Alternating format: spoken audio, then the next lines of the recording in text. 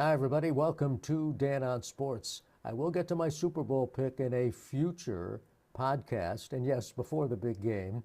But let's talk a little baseball to warm ourselves up because pitchers and catchers report next week, and many of the players are already at spring training in Florida and Arizona.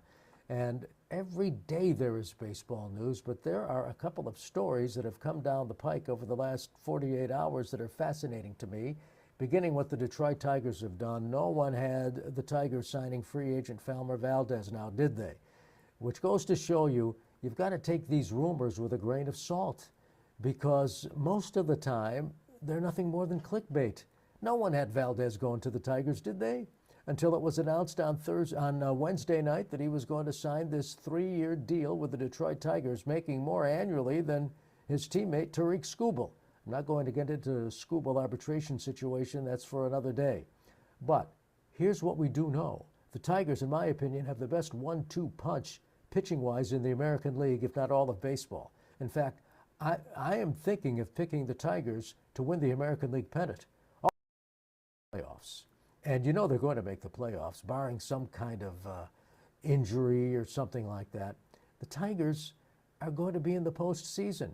And if you go into the postseason with a 1-2 pitching punch of your two-time Cy Young Award winner, two-time defending Cy Young Award winner, Tarik Skubal, and Framber Valdez, who is seasoned, having gotten a lot of playoff experience with the Houston Astros, that is one tough pitching combo in any playoff short series. You've got to like the Tigers' chances. So even though Skubal is in his walk year, the Tigers are saying, we don't care. We're not trading Skubal. We're going in. We're going in to win. And good for them. And particularly since you don't know what's going to happen after the 2026 situation with the labor situation. So kudos to the Tigers.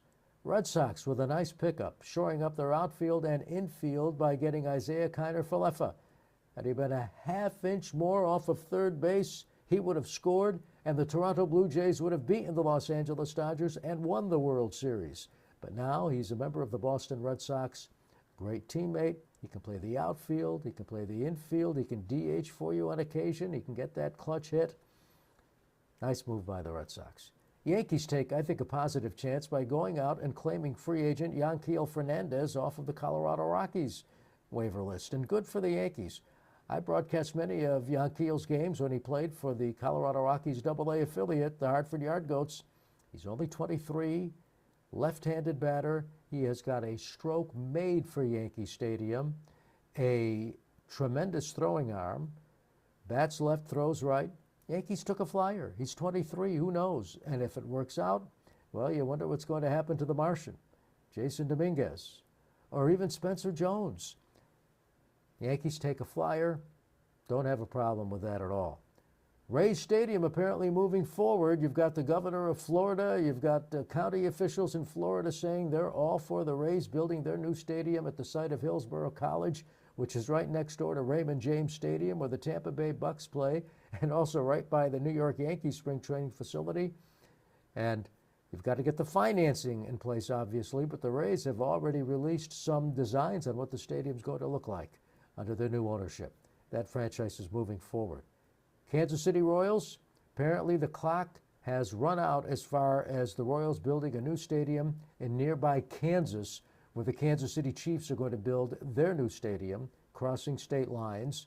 But that doesn't mean that story couldn't change. Now, Kansas can come back and say, you know what, on second thought, Royals, we'd like to have you in Kansas by the Chiefs facility. So we'll see what unfolds there. But now the focus seems to be building a downtown ballpark, which originally had a lot of opposition, but apparently the Royals are turning their energy back to building a downtown stadium. That thing is a long way from being resolved. And back to player movements, Padres, good move picking up Miguel Andujar. Again, you see all of the stories. Are the Yankees going to reunite with Andujar? Because remember, Andujar came up through the Yankee system and actually played some third base for the Yankees before he injured his shoulder. He was a big force on the Yankees before COVID.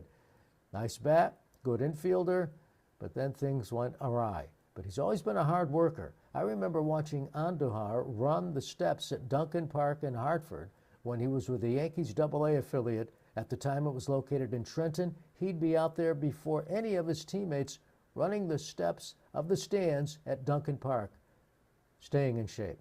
Miguel Andujar, good pickup for the San Diego Padres. So some baseball news to warm you up before we go into the big game on Sunday. Patriots and the Seattle Seahawks. We'll save my pick for another day. That's going to do it for Dan on Sports. Thanks for watching. Thanks for listening. And thank you for subscribing to my newsletter. And if you haven't, all you have to do is go to danonsports.com to subscribe. See you later.